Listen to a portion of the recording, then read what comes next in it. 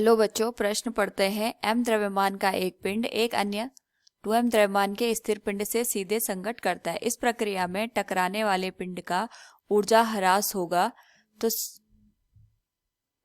सबसे पहले हम यहाँ पे मुख्य अवधारणा का प्रयोग करेंगे और हमारे पास यहाँ पे जो मुख्य अवधारणा है वह है संवेग संरक्षण का नियम। तो अगर हम बात करें यहाँ पे हमारे पास जो संवेग संरक्षण का नियम होता है, ये हमें बताता है कि अगर हम किसी भी बाह्य बल को यहाँ पे शून्य मान के चलें या बाह्य बल के अनुपस्थिति में हमारे पास जो कुल निकाय होता है उसका संवेग संरक्षित रहता है टकराने से पहले और टकराने के बाद में। तो ये हमारे पास यहाँ पे एक m द्रव्यमान का पिंड दे रखा है, इसका जो प्रारंभिक वेग है ये हम v मान के चलते हैं।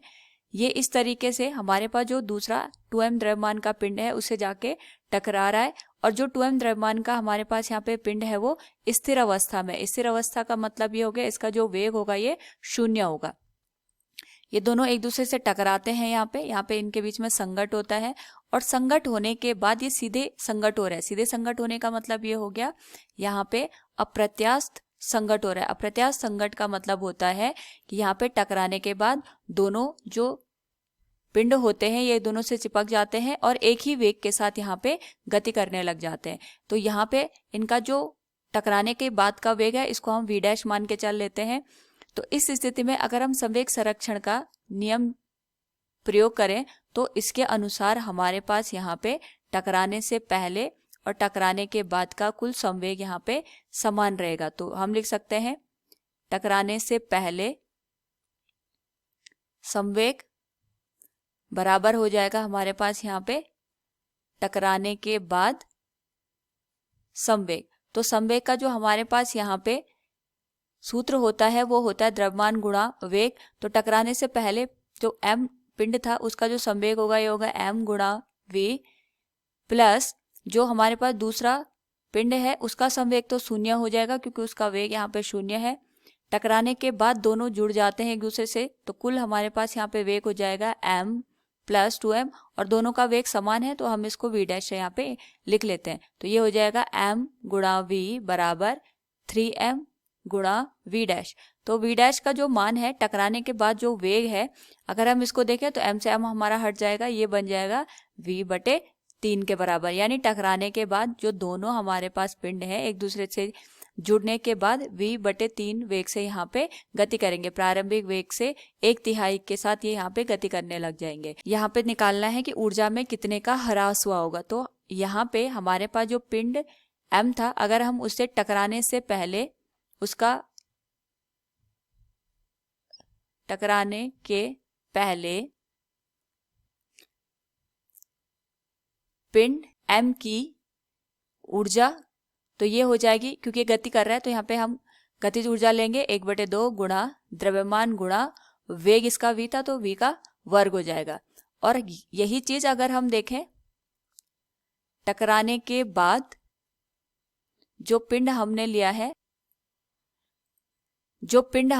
है m, क्योंकि यही हमारे पास टकरा रहा है हमें इसी की ऊर्जा का यहाँ पे अंतर निकालना है। तो पिंड की जो ऊर्जा होगी क्योंकि दोनों एक ही यहाँ पे वेग के साथ गति कर रहे हैं तो दोनों का जो वेग होगा ये v डैश ही होगा। तो हम इसको लिख सकते हैं 1/2 गुणा द्रव्यमान गुणा v डैश का वर्ग आ जाएगा। तो यहाँ पे अगर हम टकराने से पहले इसकी जो गतिज ऊर्जा हो उसको KEI से लिखें और टकराने के बाद की जो ऊर्जा है उसको KEF से लिखें तो दोनों का जो अंतर होगा इसको हम लिख सकते हैं गतिज ऊर्जा F KEF माइनस KEI बराबर ये हो जाएगा 1/2 m v डैश का वर्ग माइनस 1/2 गुणा m v का वर्ग। यहाँ पे जो हमारे पास ऊर्जा का ह्रास है उसको हम लिखते हैं डेल KE।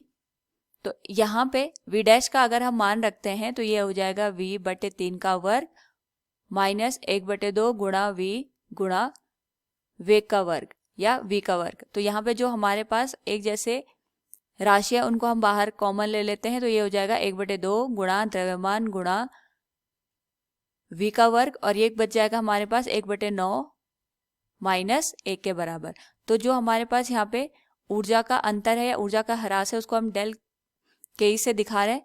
तो इसका जो मान होगा यहाँ पे हम लिख सकते हैं डेल के ई बराबर 1/2 गुणा द्रव्यमान गुणा v का वर्ग, और यहाँ पे 1/9 माइनस 1 करें तो यहाँ पे हमारे पास जो मान आएगा ये आ जाएगा -8/9 के बराबर।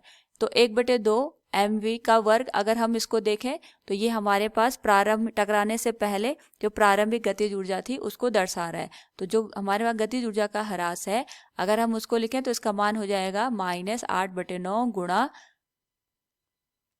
टकराने से पहले की गतिज ऊर्जा। तो ये जो हमारे पास यहाँ पे समीकरण निकल के आया है ये हमें बता रहा है कि जो हमारे पास ऊर्जा का ह्रास हुआ है ये प्रारंभिक ऊर्जा का 8/9 पार्ट बन गया। या यहाँ पे जो ऋण चिन्ह हमें दिखा रहा है ये बता रहा है कि हमारे पास यहाँ पे ऊर्जा का ह्रास हो रहा है।